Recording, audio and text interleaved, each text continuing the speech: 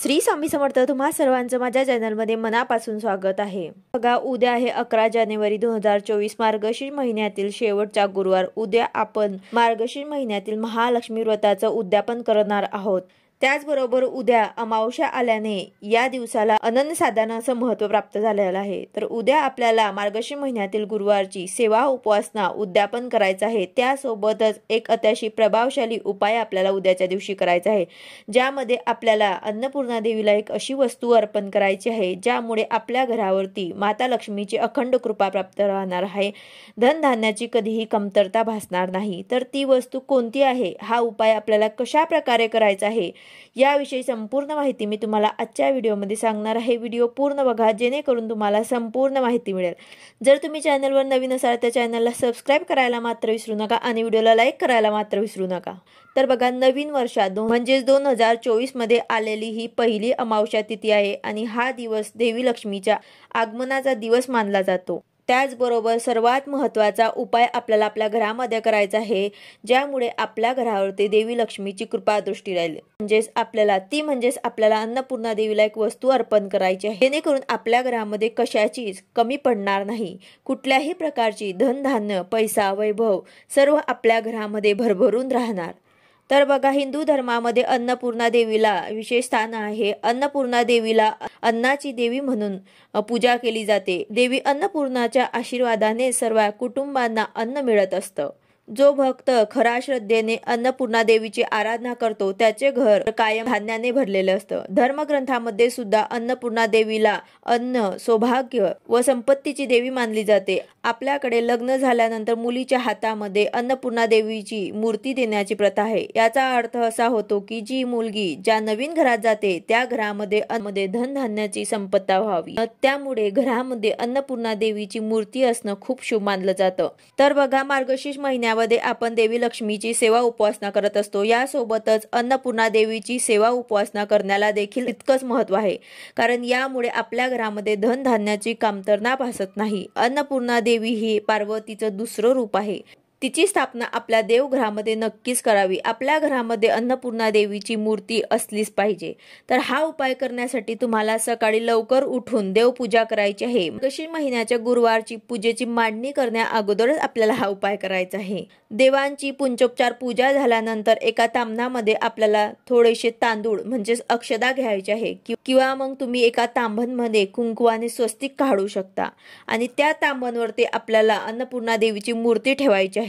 एक तांबा भरून किंवा कलश भरून तुम्हाला पाणी घ्यायचं आहे. त्या पाण्यामध्ये तुम्हाला गुलाबाच्या पाकळ्या टाकायच्या आहे आणि थोडंसं कुंकू टाकायचं आहे आणि या पाण्याने आपल्याला पडीने मा अन्नपूर्णा देवीच्या मूर्तीवरती अभिषेक करायचा आहे.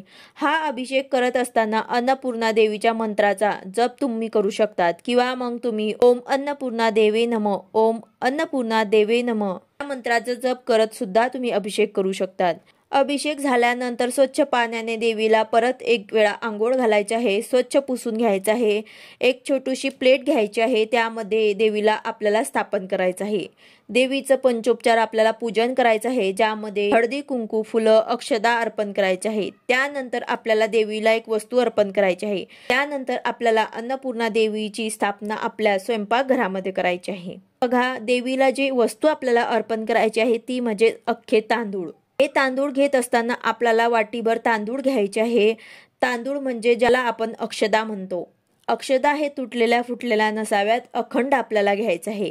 अक्षदा हे समृद्धीचे प्रतीक असतात, त्यामुळे आपल्याला पांढरे तांदूळ घ्यायचे आहे आणि हे आपल्याला अन्नपूर्णा देवीला अर्पण करायचे आहे. तर बघा, अंगठा, अनामिका आणि मध्यमा या 3 बोटांनी आपल्याला देवीवरती तांदळाने अर्चन करायचं आहे. आता हे तांदळाने अर्चन करत असताना आपल्याला अन्नपूर्णा देवीच्या मंत्राचा जप करायचा आहे. देवीच्या चरणापासून तर मस्तकांपर्यंत आपल्याला अर्चन करायचं आहे.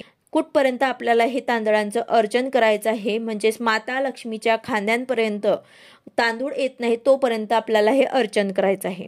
खांद्यापर्यंत येईपर्यंत आपल्याला अन्नपूर्णा देवीला तांदळामध्ये भरली गेली पाहिजे एवढ्या तांदळांनी आपल्याला देवीवर ते अर्चन करायचं आहे. अंगठा, अनामिका आणि मध्यमा या 3 बोटांनी आपल्याला देवीवरती अर्चन करायचं आहे, तांदळांचं अर्चन करायचं आहे। संपूर्ण खांद्यापर्यंत देवीच्या तांदूळ आल्यानंतर आपल्याला हे अर्चन करणं बंद करायचं आहे। त्यानंतर आपल्याला देवीला तांदूळ जे आपण अर्पण केलेले आहे त्यावरती आपल्याला एक रुपयाचं नाणं ठेवायचं आहे। त्यानंतर एक दिवा आपल्याला घ्यायचा आहे, त्यामध्ये तुम्हाला शुद्ध गाईचं तूप घालायचं आहे। तूप नसेल तर तुम्हाला तेल घातलं तरी सुद्धा चालेल। त्यामध्ये तुम्हाला 2 जोड वाती घालायचे आहे। त्यानंतर दिवा प्रज्वलित करायचा आहे आणि या दिव्यामध्ये तुम्हाला 1 लवंग, 1 वेलची आणि 7 अखंड तांदळाचे दाणे तुम्हाला टाकायचे आहे। तांदळाचे दाणे तुटलेले फुटलेले नसावेत। अखंड आपल्याला 7 तांदळाचे दाणे जे आहेत ते आपल्याला त्या दिव्यामध्ये टाकायचे आहेत। त्यानंतर आपल्याला अन्नपूर्णा देवीची स्थापना आपल्या स्वयंपाकघरामध्ये करायची आहे। स्वयंपाकघरामध्ये आपला गॅसचा ओटा जो आहे, गॅस आपला जो आहे तो स्वच्छ पुसलेला असावा। स्वयंपाकघर स्वच्छ पुसलेलं असावं। कोणत्याही एका कोपऱ्यामध्ये छोटासा चौरंग किंवा पाट ठेवायचा आहे। त्यावरती आपल्याला ही जी प्लेट घेतलेली आहे त्यामध्ये अन्नपूर्णा देवीची स्थापना केली आहे, त्यावरती आपण तांदळाचं अर्चन केलेले आहे ते आपल्याला तिथे ठेवायचं आहे। फक्त एक गोष्ट आपल्याला लक्षात ठेवायचं आहे की देवीचे तोंड जे आहे ते दक्षिण दिशा सोडून इतर कोणत्याही दिशेला केलं तरी सुद्धा चालेल। उत्तर दिशेकडे केलं तर अतिशय उत्तम, कारण ती दिशा लक्ष्मीच्या आगमनाची दिशा आहे। त्यानंतर दिवा जो आपण प्रज्वलित केला आहे तो दिवा सुद्धा आपल्याला अन्नपूर्णा देवीच्या शेजारी ठेवायचा आहे। हा दिवा आपल्याला दिवसभर सुरू ठेवायचा आहे। यामध्ये असलेलं तूप किंवा तेल संपलं तर वेळोवेळी आपल्याला यामध्ये टाकत राहायचं आहे। दिवा अचानकपणे विझला तर कुठल्याही शंका मनामध्ये आणायची नाही, दिवा परत प्रज्वलित करायचा आहे। अन्नपूर्णा देवीच्या साक्षीने आपल्याला मार्गशीर्ष महिन्याच्या गुरुवारचा स्वयंपाक म्हणजेच महानैवेद्य तयार करायचा आहे। आता यानंतर तुम्ही जर मार्गशीर्ष महिन्याचे गुरुवारचं व्रत करत असाल तर तिथे मांडणी केली असेल, त्या मांडणी समोर आपल्याला कथा वाचन करायचं आहे। देवीला नैवेद्य अर्पण करायचं आहे। गायीसाठी आपल्याला गोग्रास काढून ठेवायचा आहे। त्यानंतर आपल्याला अन्नपूर्णा देवीला सुद्धा नैवेद्य अर्पण करायचं आहे। तर बघा, उद्या आपल्याला गुरुवारी अन्नपूर्णा देवीला आपल्याला आपल्या किचन मध्येच ठेवायचं आहे, स्वयंपाकघरामध्येच आपल्याला ठेवायचं आहे। दिवसभर आणि रात्रभर आपल्याला तिथेच आपल्याला देवीची मूर्ती राहू द्यायची आहे। आणि दुसऱ्या दिवशी जेव्हा आपण देवांची आंघोळ करतो तेव्हा आपल्याला अन्नपूर्णा देवीची मूर्ती जी आहे ते आपल्याला देवघरामध्ये ठेवायची आहे। तर जे आपण तांदळाचं अर्चन केलं होतं ते आपल्याला वेगळे एका वाटीमध्ये काढून ठेवायचे आहे आणि त्यावरती आपल्याला अन्नपूर्णा देवीची मूर्ती ठेवायची आहे। यामध्ये तुम्हाला थोडेसे तांदूळ जे आहे ते पक्ष्यांना टाकायचे आहे आणि थोडेसे तांदूळ जे आहेत ते तुम्हाला त्याची खीर बनवायची आहे किंवा तुम्ही भात बनवू शकतात। आणि अगदी थोडेसे तांदूळ जे आहे ते आपल्याला आपल्या तांदळाच्या डब्यात टाकायचे आहे। यामुळे आपल्या घरामध्ये वर्षभर धनधान्याची कधीही कमतरता भासणार नाही। तर बघा, हा उपाय आपण प्रत्येक गुरुवारी सुद्धा करू शकतो। तर तुम्हाला उद्या जर नाही जमला तर तुम्ही पुढच्या गुरुवारी सुद्धा हा उपाय करू शकतात। तर अशा प्रकारे तुम्हाला हा उपाय जो आहे तो अतिशय प्रभावी उपाय आहे, तुम्हाला उद्याच्या दिवशी आवर्जून करायचा आहे। व्हिडिओ आवडला असेल तर लाईक करा, शेअर करा, सबस्क्राईब करा। भेटूया अशाच नवीन व्हिडिओ सोबत। श्री स्वामी समर्थ।